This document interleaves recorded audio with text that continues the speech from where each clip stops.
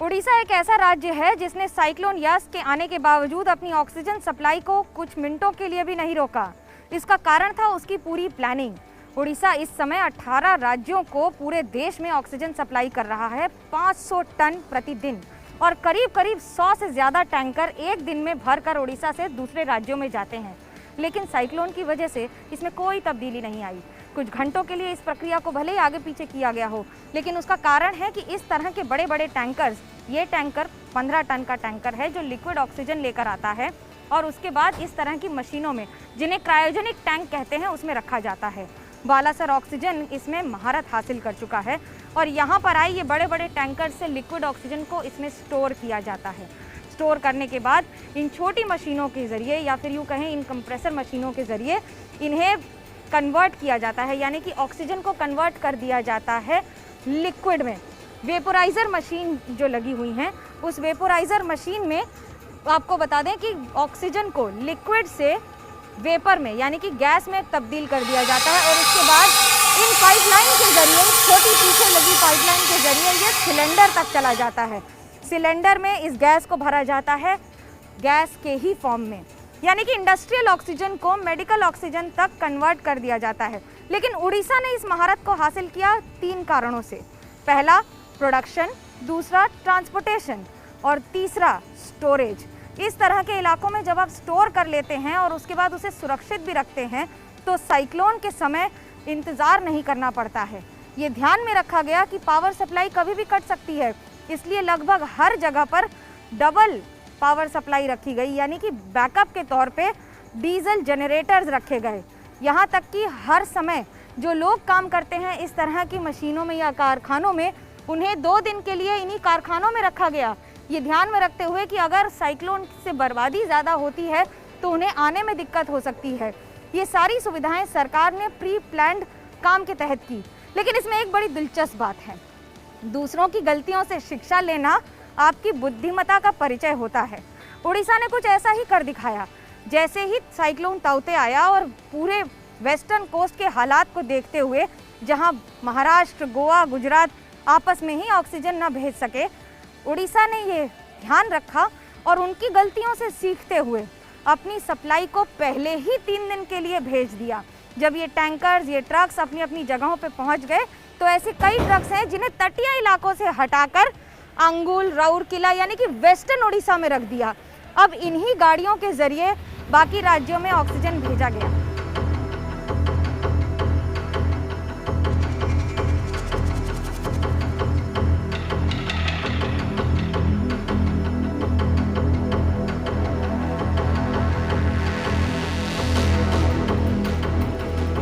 Cyclone आने से पहले मैडम हमारे पास जो जितने भी स्टोरेज कैपेसिटीज़ थे, जिला में, डिस्ट्रिक्ट में ऑलमोस्ट 32,000 लीटर्स का स्टोरेज कैपेसिटी था मैडम। ऑल स्टोरेज कैपेसिटी को हमने फुल कर दिया था मैडम। उसके बाद बिफोर साइक्लोन मैडम एक बैकअप प्लान भी था जिसमें 10,000 लीटर्स हम एलएमओ व्हीकल में ही हमने रखा था। देन कंटिन्यूस सप्लाई के लिए, पर्टिकुलरली ऑक्सीजन प्लांट के कंटिन्यूस सप्लाई के लिए, पावर बैकअप के लिए भी हमने 2 alternate generators and 2 power supplies का भी हमने इंतज़ाम किया था मैम। देन अपना स्टाफ के लिए, स्टाफ मैम ड्यूरिंग साइक्लोन आप तो जानते हैं, मतलब we can come out of the office और हाउस। सो जो entire staff of oxygen plant को भी हमने उनको वहीं पे रहने के लिए हमने बोला था। लास्ट 2 डेज से वो लोग वहीं पे थे।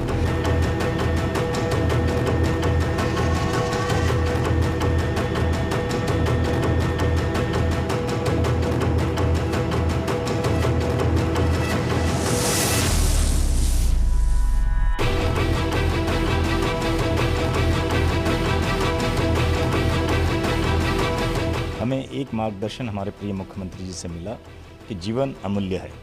देश के हर जनता के पास किस तरह ऑक्सीजन पहुंचे, इस दिशा में उड़ीसा सरकार ने काम किया।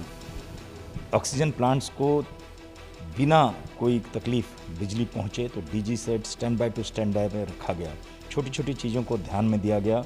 पूरा प्लांट को किस तरह विंडो, खिड़कियाँ को भी सील की गई स्कॉच कल टेप से, और जो हमारे अधिकारी हैं वहाँ काम कर रहे थे उनके पूरे ध्यान रखा गया और हाईवे को पूरा क्लियर रखा गया, ग्रीन कॉरिडोर बनाया गया। हमारा हाईवे पेट्रोल, ये ऑक्सीजन जो गाड़ियाँ हैं उनको सुरक्षा के से आगे बढ़ाए।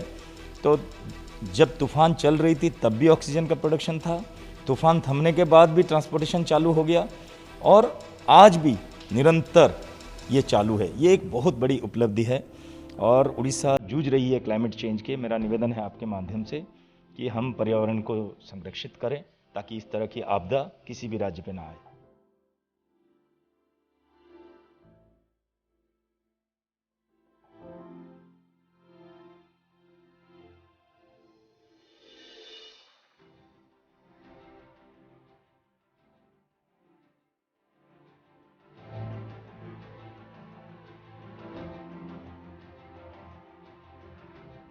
कोविड हॉस्पिटल्स में then CHC, PHC and sub division hospitals में मैडम R&B टीम जाके ऑल डोर्स विंडोज़ का वेरिफिकेशन किए थे मैम।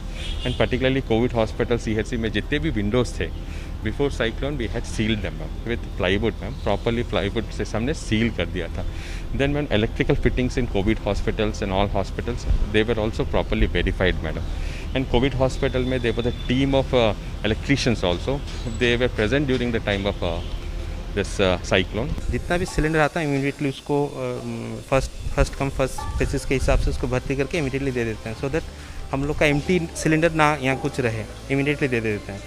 और पर्टिकुलरली साइक्लोन के लिए ये है कि हम देख रहे थे कि हम लोग का लिक्विड कितना अवेलेबल है, उस हिसाब से हम एक्स्ट्रा भी मंगा लिए थे। जैसे आप देखें टैंकर लेके हम दे दिए हैं वो लिक्विड एक्स्ट्रा करके। और बाकी देख रहे थे कि पर्टिकुलर जो जिस टाइम में ये लैंडफॉल करेगा उस टाइम में हम वर्किंग बंद करके रखे थे और एक्स्ट्रा उससे पहले गवर्नमेंट हम लोग को सिलेंडर कुछ ज़्यादा करके दिए थे, सो दैट हम उसको फुल करके दिए थे। और अब जितना भी सेफ्टी वगैरह के लिए DG एक्स्ट्रा करके हम रखे थे, 2 DG हम बैकअप में रखे थे अगर एक DG भी ख़राब होगा दूसरा।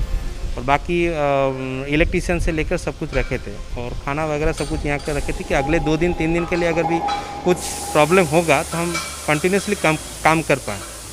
उड़ीसा ने दरअसल एक ऑक्सीजन टास्क फोर्स ही बना दी है जिसके मुखिया हैं हेमंत शर्मा, एक IAS अधिकारी।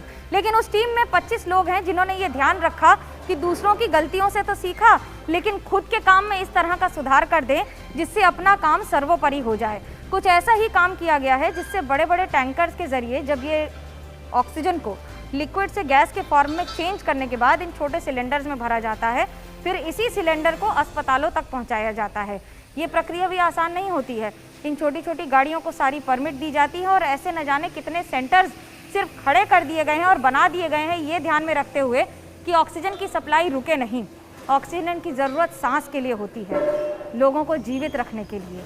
और उड़ीसा ने कुछ ऐसा काम करके कई लोगों को, कई राज्यों के लोगों को जीवन प्रदान कर दिया है। कैमरा पर्सन मान के साथ मनोज्ञा लोहीवाल, बालासर, उड़ीसा, ABP न्यूज़।